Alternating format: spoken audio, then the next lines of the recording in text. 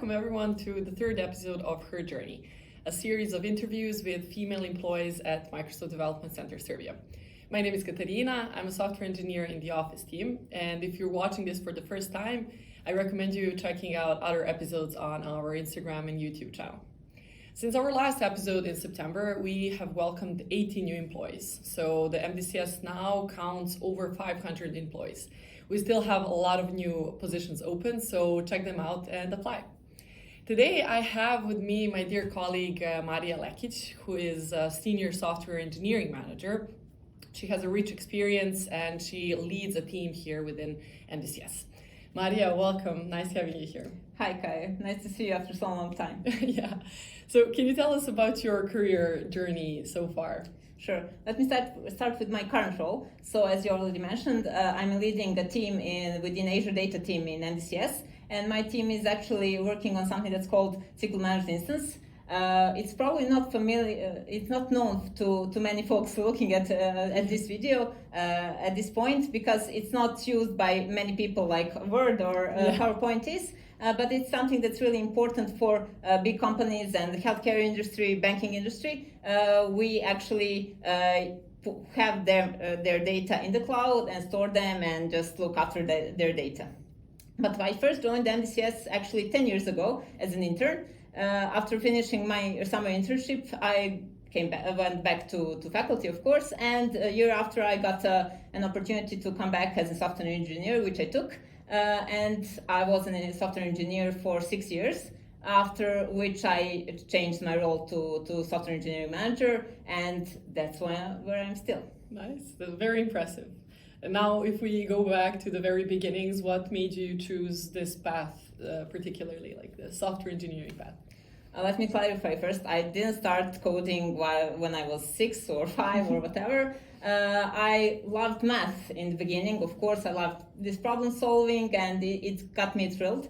But after finishing elementary school, I enrolled mathematical high school, and that's the first time I actually got to do some real coding and to see how fun it can be. But I still didn't realize that was something that I would like to do in the future. And after I enrolled the Faculty of Electrical Engineering, I didn't go to software department at first, but I realized that out of all the engineering departments, software engineering one was the right call for me, and that's how I actually finished eventually this faculty and became a software engineer. And the funny story is how I actually got to apply for Microsoft Development Center Serbia. Back in 2010, I think, there was a presentation done by some of my current colleagues, and I was so afraid looking at those folks because I knew some of them who from mathematical high school who were Olympians, going to this informatics, physics Olympiads and gaining silver and gold medals. And I was thinking, oh my God, this is definitely not for me. I can't do this.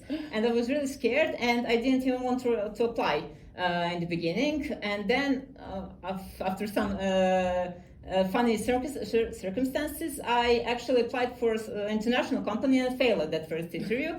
And I think a month after that, I came across one of my friends from mathematical high school who was actually working in MDCS. And he started persuading me to apply, telling me how it wasn't a big deal, that after finishing mathematical high school and being a student of electrical engineering, that's something that's you got you already prepared for this.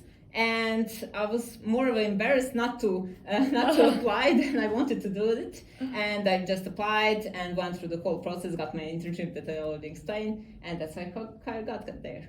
Awesome. And like 10 years later, you're now one of the main interviewers here at MDCS. So I'm one of the interviewers, definitely, and I've been interviewing for 6 years now. But in the beginning, trust me, it was more scary experience for me than for applicants, definitely, because I remember how it was. That experience was for me when I did my interviews 10 years ago. And the key thing that I wanted to do is actually to calm all the applicants, to let them know that this process wasn't about figuring out what they don't know and just to dismantle them. It was more like a collaborative process where we as interviewers want to get the best out of them, to let them show us what they know, and that's something that we do every day here at our job, and that's what the whole interview experience is about.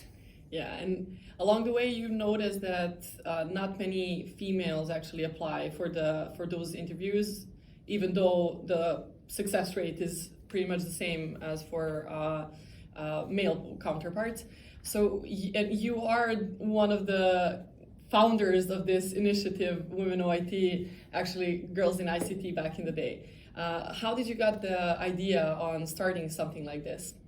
Well, back in the day, there were only, I think, 10 to 12 women in MDCS, and we had these occasional monthly lunches where we just chit-chat. At some point, we figured out, we started asking ourselves why there are so few of us.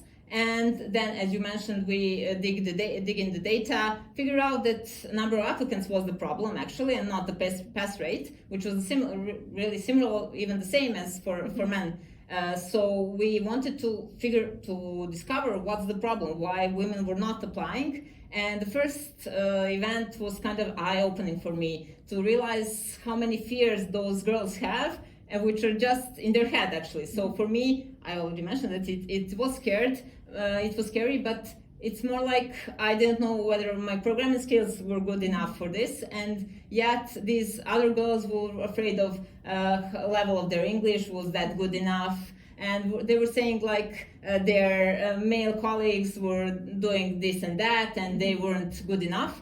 So we just wanted to demystify all the process around application and all the experience around working in MDCS, what's needed and what not.